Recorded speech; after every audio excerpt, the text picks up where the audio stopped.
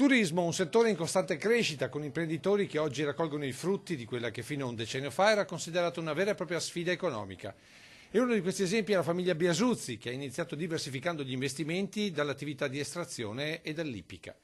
Che sia stata una sfida vinta lo conferma questo riconoscimento consegnato ieri in Senato a Roma. È un riconoscimento alla nostra attività come imprenditori del settore del turismo, attività che il papà aveva incominciato negli anni 70 e che stiamo portando avanti in Italia e all'estero. Un premio per l'attività che coincide con il decennale della scomparsa di Giuseppe Biasuzzi, padre dell'attuale presidente che capì per primo l'importanza delle strutture di accoglienza per i turisti.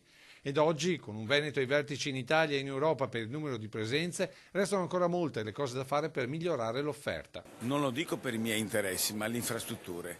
Non si può pensare che da Treviso a Jesolo sia una lotteria sul tempo che ci impiega a ritornare e lo stesso possa capitare andare a Caorle piuttosto che a Lignano.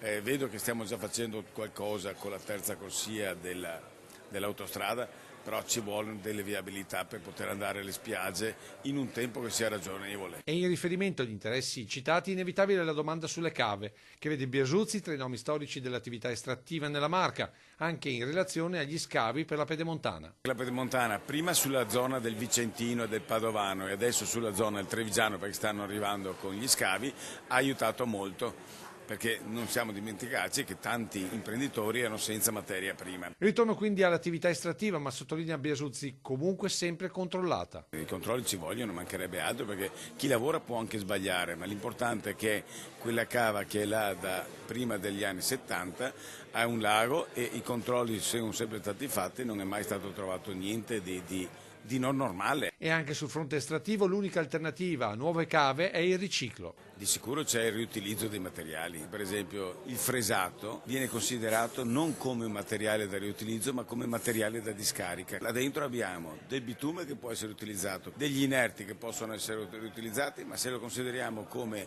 un materiale da discarica ci siamo fatti del male.